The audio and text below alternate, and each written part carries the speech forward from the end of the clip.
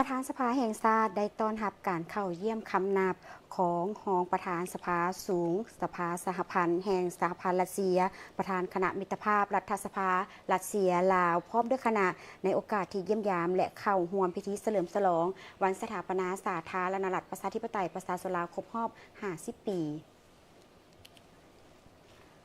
เพื่อประกอบส่วนเข้าในการเสริมขยายสายพัวพันมิตรภาพอันเป็นมูลเสื้อที่ดีงามมาแต่ดุนนานและเป็นคู่ร่วมยุทธศาสตร์ระหว่างสองประเทศลาวรัสเซียก็คือระหว่างสององค์การนิติบัญญัติของพวกเขาให้นับมือนับขยายตัวและเกิดดอกออกผลยิ่งขึ้นนำเอาผลประโยชน์ตัวจริงมาสู่ประชาชนลาวสองชาติลาวรัสเซีย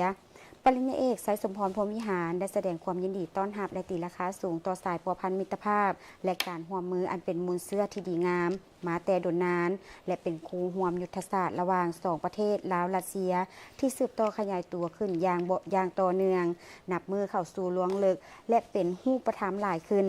พร้อมนั้นยังตีราคาสูงต่อผลการนอกนั้นยังตีราคาสูงต่อผลการพบปะระหว่างทานนิโคลายซูราวารอฟและทานพลโทสุวรรณเลืองบุญมีที่ได้แลกเปลี่ยนสภาพการพ้นเด่นของแต่ละประเทศทบทวนคืนหมากผลของการร่วมมือในระยะผ่านมา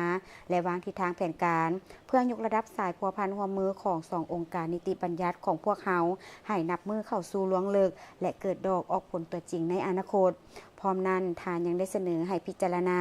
และจัดวันเวลาที่เหมาะสมเพื่อร่วมกันลงนามในบทบันทึกศึกษาความร่วมมือระหว่างสภาแห่งชาติลาวและสภาสูงสภาสหพันธ์แห่งสหพันธ์รัสเซียให้สำเร็จโดยไวสืบต่อแลกเปลี่ยนคณะผู้แทนขั้นสูงขั้นต่างๆและแลกเปลี่ยนบทเรียนทางด้านวิชาการการจัดกิจกรรมแลกเปลี่ยนทางด้านวิชาเฉพาะการฝึกอบรมผ่านระบบทางไกลในหัวข้อที่มีความสนใจร่วมกันพร้อมทางเสื้อเสริญทานนางวาเลนตินามาสเตรียนโกมาเยี่ยมยามสาธารณรัฐประชาธิปไตยประชาชนลาวในเวลาที่เหมาะสม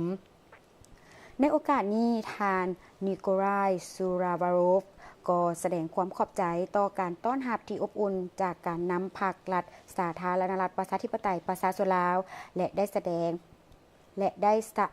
แจ้งสภาพการพ้นเด่นและผลสำเร็จอันใหญ่หลวงรอบด้านที่สหพันธ์รัสเซียญาติมาได้ตลอดระยะที่ผ่านมาอันได้เหตุให้สหพันธ์รัสเซียนับมือนับเข้มแข็งนักแน่นพร้อมนั้นทานยังได้รายงานผลการพบปะสองฝ่ายกับทานพลโทสุวรรณเลืองบุญมีก็คือสายพัวพันมิตรภาพและการร่วมมือรอบด้านระหว่างสองประเทศก็คือระหว่างสององค์การนิติบัญญัติลาวรัสเซียให้นับมือเติบใหญ่เข้มแข็งขึ้นเรื่อยๆ